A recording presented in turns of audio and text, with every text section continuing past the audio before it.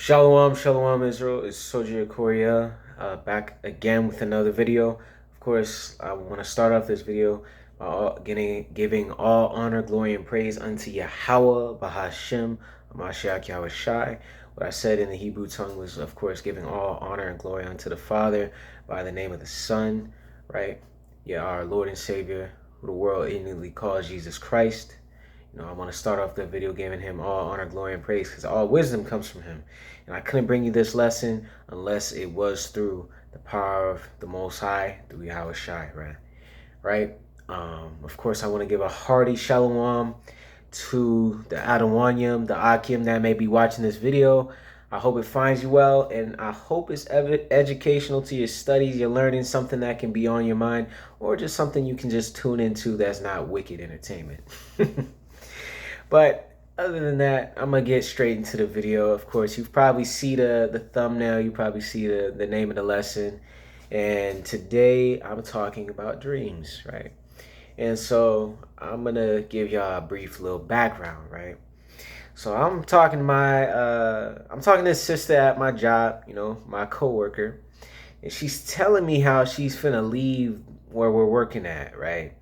Because she's telling me that it's time that she go and it's time that she leave because her sister had a dream, and her sister dream told her, she said that, oh, I had a dream, and sis, I gotta tell you, I had this dream and I saw the devil and I saw demons and stuff, and if you stay at your job, then something bad's gonna happen. And she's telling me this story about these dreams and stuff. And I'm telling her, like, you're listening to your sister tell you dreams that she's having about you and about the job that you have. And so you're going to leave your job off of the dreams of someone else? Okay. All right, sister. Hey. Okay. you can do what you want to do, but that's not wise, right? Now, why is that not wise, right? Of course, the scriptures say that your young man shall see visions and your elderly shall dream dreams, right? And that the Most High will send these things, right? But that's the key. I kind of said the point, right? The key is the Most High is going to send it, right? That dream you have, you don't know if the Most High sent it or not, right? How can you truly tell, right? Because this is what the scriptures have to say about believing dreams, right? This is the book of Sirach, chapter 34, and I'm going to start at verse 1, and it says, the hopes of a man void of understanding are vain and false, and dreams lifteth up fool. So a man that is void of understanding, right, his hopes are in vain things. They're in false things. In dreams, they lift up fools. Dreams, when a fool has a dream and he thinks it means something, it lifts him up in his mind. It lifts him up to think that is more than what it is, right? Other than just a dream, right? Verse 2, whoso regardeth dreams is like him that catcheth at a shadow and followeth at the wind, right? The reason why it says it catches out of shadow is because guess what? Shadows, they exist. You can see them. You cannot touch a shadow, right? You can't catch a shadow. How do you catch a shadow? It's you see it. It's there. You know it's real, but it's intangible. It's merely just a reflection of your mass reflected, blocking the light. That's all a shadow is. It's just you blocking the light of an area, right? That's all a shadow is. Something blocking light. That's what a shadow is, right? And following after the wind, right? You can feel wind. You can touch wind, right? You can feel wind. It's not like you can grab it and pick it and manipulate it, but you can feel wind. You know it's there. But you can't see wind, right? You really can't see wind. You can see what the wind blows, right? You can see the trees blow from the wind, in the wind, right? You can see the paper blow on the ground from the wind, in the wind. But you can't really see the wind and where it's going, what direction it's going, unless you have some other device to show you that. So saying to follow after the wind, it's vain to follow after the wind, because ultimately you don't know where the wind is going unless you see unless you have a tool to show you where it's blowing. So to just follow after the wind by itself, it's vain. It's no point. It makes no sense to try and follow after the wind, right? Verse 3. The vision of dreams is the resemblance of one thing to another, even as the likeness of a face to a face, right? A dream is like looking at a painting of an orange and an orange, right? In both scenarios, you have a painting of an orange and an orange. Both things can be considered oranges by your view of it, right? But one is an actual orange and another is just the image of an orange. It's the resemblance of an orange. It's maybe oil paint and paper and the right colors to put on there to make it look like an orange, right? And in your mind, you register it as an orange. That image is the image of an orange, but it's not really an orange. It's the same way with your dreams. It's like the image of the things that are around you, the image of the things that you've seen, the image of things that is in reality, but it really isn't those things, right? And that's why, believing in those things, is unless it's from the Most High, it's not profitable, right? Verse 4, of a clean thing, what can be cleansed? And from that thing which is false, what truth can come, right? You can't take something that's unclean and use it to make something clean, right? If it's there's a difference between clean and unclean. If it's unclean, you can't use it to make something clean, right? You just in that same manner, a dream is not real. A dream is just a dream, right? It's just it's I don't know how simpler to say it. It's just a dream. It's not something that's reality. It's not real life, right? A dream is just what you perceive when you're asleep, right? It's just your brain giving yourself some sort of stimulus. That's my theory. I don't know the science behind dreams. Probably should look into it for the video, but I didn't go that deep into it, right? But my idea of what a dream is I think, since we live in a world surrounded by so many stimuluses, our bodies are just naturally reacting to our environment. When we go into a state of rest, and this is me speaking as a fool. This is not any research done. This is just me speaking as a fool. But my rationale is like when our body goes into a state of rest, we don't have any real stimuli in that. It's just our heart is pumping. If we have food in our gut, it's digesting, or our lungs are breathing. Other than that, our bodily functions are pretty much shut down. So in order for my brain to, want to have some sort of activity, it may go into, in having that neural activity, it may create a dream for me, because it still wants to be active and still react to the different things that are in my environment, just a way for my brain to stay stimulated while I have no stimuli. That's kind of how I rationalize where dreams come from. And that's just like regular dreams. I'm not talking about dreams that come from the Most High, because there are some that come from the Most High, right? But the point is, how can something that is false, right? Something that's not real, be true? How can it hold true, right? Because dreams, what validates those dreams? What makes those dreams true, right? Verse 5, divinations and soothsayings and dreams are vain, and the heart fancieth as a woman's heart in travail, right? So divination, soothsayings is like someone who predicts the future, right? And dreams, right? They're vain. There's vanity in that, right? And in your mind, it enjoys it, and it's like a woman in travail. If I'm not mistaken, it's saying like when you believe in those things, it can bring worry upon you if you're so stressed of trying to seek these vain things out, right? Just like the sister at my job, that like leaving your job is crazy off of a dream someone else had. Like, unless that dream is of the Most High, then you bugging right now. That's crazy. Leaving your job off a dream?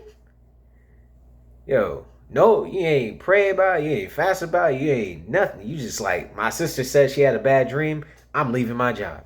Huh? Whoa. Okay, hold on. Wait a minute. Verse 6.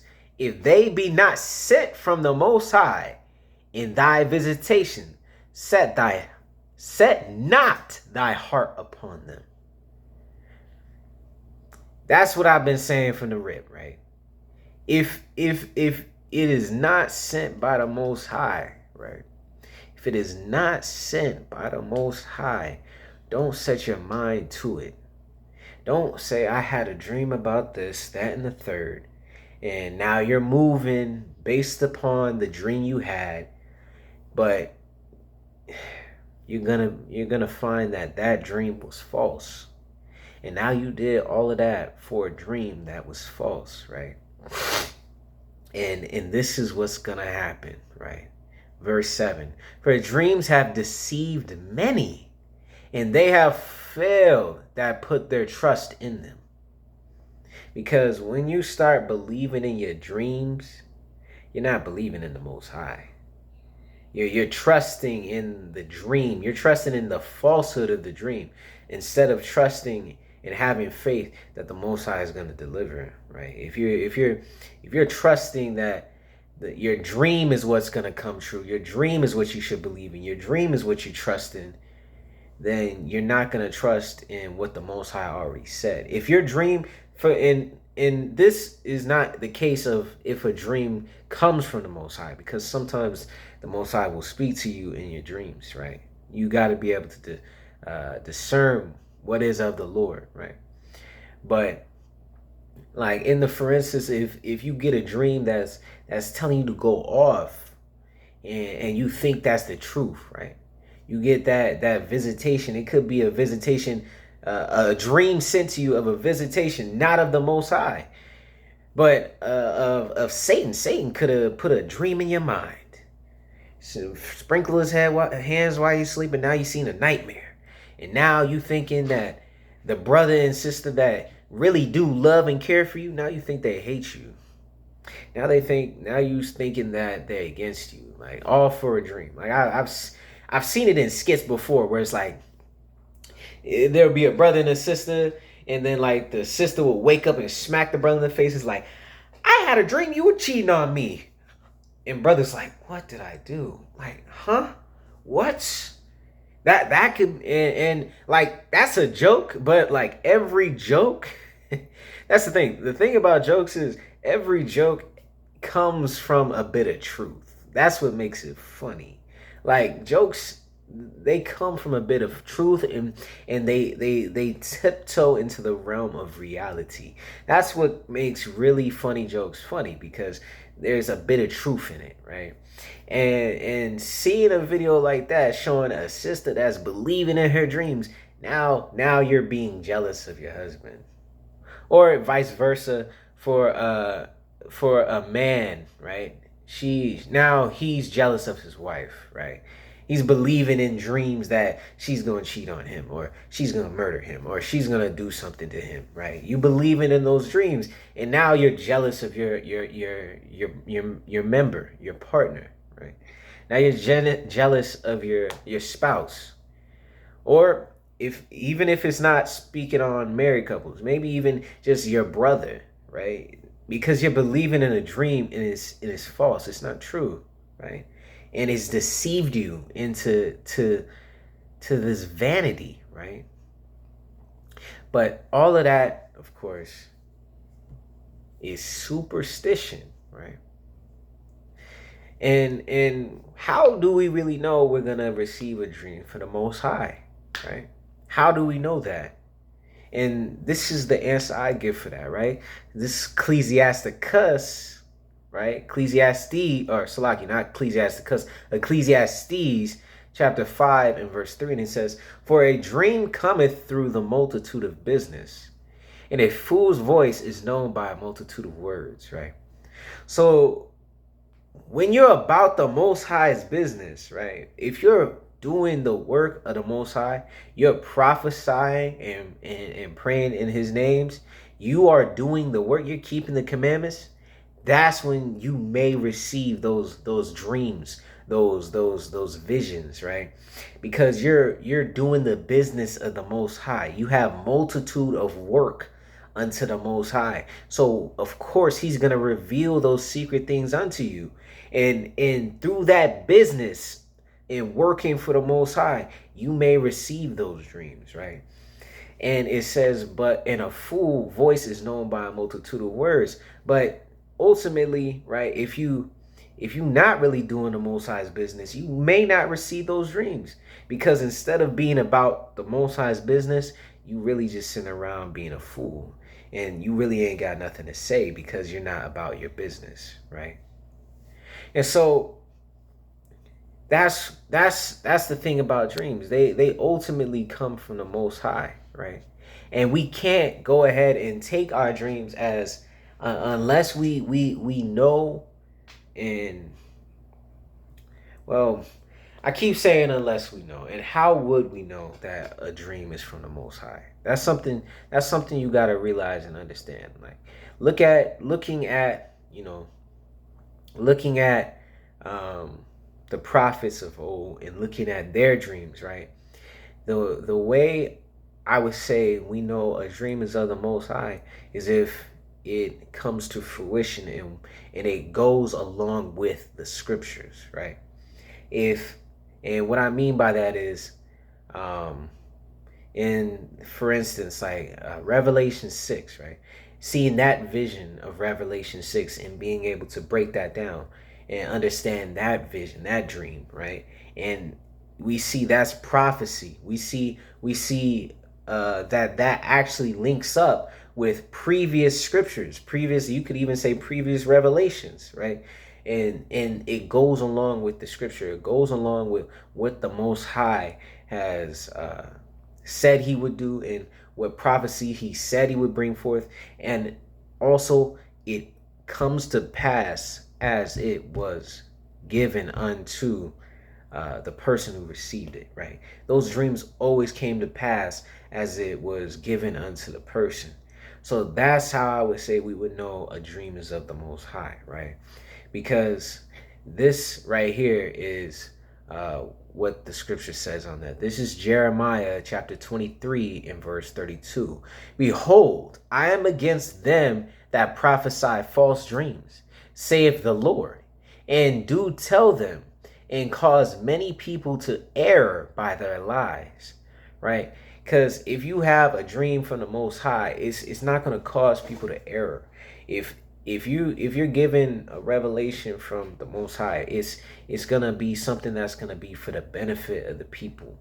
But when you're believing in vain dreams, you're having dreams that are falsehoods, it's going to lead the people astray, right? And it can destroy the people, because now you telling your sister that she needs to leave her job because of a dream you had. That makes no sense to me, right? And it's unfortunate, my coworker, she ain't really trying to listen to me. It is what it is. And continue to read on. "And by their lightness, yet I sent them not," right? So many false dreams. Many of the people out here having dreams, and they're prophesying falsely. They're prophesying false dreams. They're prophesying false understanding from the Most High, right? And it's leading people to error. And in that, the Most High said, I sent them not. And he said, nor commanded them. He didn't send them, he didn't command them, right? So the way you would really know if it's of the Most High or not is if it's leading you to error, right? If you have a dream and it's leading you to error, or it's leading someone to error, then now you know that dream can't be of the Most High. If it's going against the scriptures, if it's going against the law, right, then you know that it's not of the Most High, right? Because the Most High, he's not going to send you a dream, or actually Salakia, that's too forward of me, right? I'm not going to speak that forward. Salakia, y'all. But in understanding whether or not a dream is sent of the Most High, you got to examine whether this can lead you to error or not. But I would just say, don't believe in your dreams like that. Don't consider them more than just a resemblance of one thing to another, right? Because this is finishing off Jeremiah 23 and 32. Therefore they shall not profit this people at all, saith the Lord, right? Because most dreams, they're just unprofitable. Like the first 5 minutes after you wake, I believe, correct me if I'm wrong, you can look this up, but I've heard it said after about the first 5 minutes of you waking up, you've already forgotten majority of your dream. And that's usually what it is. Dreams, they're really not, they're not that deep, man. Dreams aren't that necessarily special, right? And unless it's sent from the Most High, it's unprofitable for the people, right? The Most High won't give you a vain dream. Like if he gave you a dream, it would be for a profit unto the people. It'd be for a reason. But you having a dream about something and you think it has significance, you're holding it. What is the profit in it, right? Really think about what's the profit in it. But but I'm gonna tell you, don't even regard it, because you trying to figure out whether this dream is profitable or not could lead you into deluding yourself, because your heart is, like the scriptures say, your heart is it. Let me look at it again. Ecclesiastes said about that. It said, because your heart is like that. Your heart fancieth as a woman in travail, right? Your heart may be inclined unto it, right? Your heart will be worried by it, right? And now you're trying to figure out, is this dream profitable? Is this dream of the Most High? Is this dream, you bugging out. Whoa, slow down there, bucko. You ain't got to bug out, all right? If you have a dream, you had a dream. Regard it not. And just keep the commandments. And if you get a dream of the Most High, pray about that thing and see if it's real. But most dreams, just regard them not. I'm going to just make it simple, Israel. Don't regard your dreams, man. Don't be superstitious, right? Because that's really what it all comes down to when people have their dreams and they're dealing with dreams. It really all comes down to superstition, right? And that's what it stems from. It stems from witchcraft, and it stems from regarding dreams comes from divination, witchcraft, voodoo, and all that stuff, and mysticism. But you being an Israelite, you shouldn't be trying to do witchcraft. You shouldn't be trying to be dabbling voodoo and mysticism. You should be solidified in truth. You should be solidified in truth. That is the commandments. That's the law. That's what you should be solidified in. You should be solidified in knowledge and understanding, not superstition, right? And this is the book of 1 Timothy chapter 4 and verse 6. If thou put the brethren in remembrance of these things, thou shalt be good ministers of Jesus Christ, nourishing up in the word of faith and of good doctrine, whereunto thou hast attained, right? And this is in what chapter 4 is speaking about, is when people start to be deceived by spirits. The verses ahead is speaking on that. It's very good. You should read it. And that's my assignment to you. Just read chapter 4. Start from the top, right? But it's speaking expressly in the latter days when people are being deceived, right? And taken away by different doctrines, and it's really coming from like being itching ears. But we need to put the brethren in remembrance, right, of Jesus Christ, in good ministers, being good ministers, reminding us of the good things, which is the keeping of the commandments and the law, right? In verse 7, this is the point, right? But refuse profane and old wives' fables, and exercise thyself rather unto godliness, right? Instead of believing in superstition, old wise fables, and all that mysticism, trying to deal with the quote unquote spirituality side of dreams and all this other stuff, right? Obtain the godliness, man. and that's ultimately obtaining unto godliness. That's ultimately being rooted in truth, which is keeping the commandments, seeking the law, right?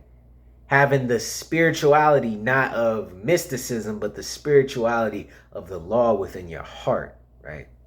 And so don't regard your dreams, Israel, right? It's nothing more a resemblance of one thing to another. But making huge life changes off of dreams is crazy. That's wild, all right? And I'm gonna tell on myself right here, because I myself at one point in time regarded dreams. So I make this lesson to teach myself in a way. But I myself made a very big life decision off of a dream, right? And sometimes I wonder if it is of the Most High, or maybe it was just a resemblance of one thing to another. And all praises, I did follow that dream. And what that dream was is, one day I had a dream, and it was of me standing at camp, and I was reading the Bible. And y'all all was in that dream. He came over, he said, read. And I read. And then, lo and behold, I ended up joining the camp later on. So who knows? Maybe that was of the Most High. Maybe that was just because I was watching too many camp videos. But ultimately, dreams should not be regarded unless they're sent of the Most High. But I hope this lesson was well with y'all, man. Peace, love, and blessings to y'all. Of course, to the 12 tribes scattered abroad, I hope this was edifying. Of course, once again, I want to give all honor, glory, and praise unto Yahweh Ba'ashem Yahushai, and Shalom, Israel.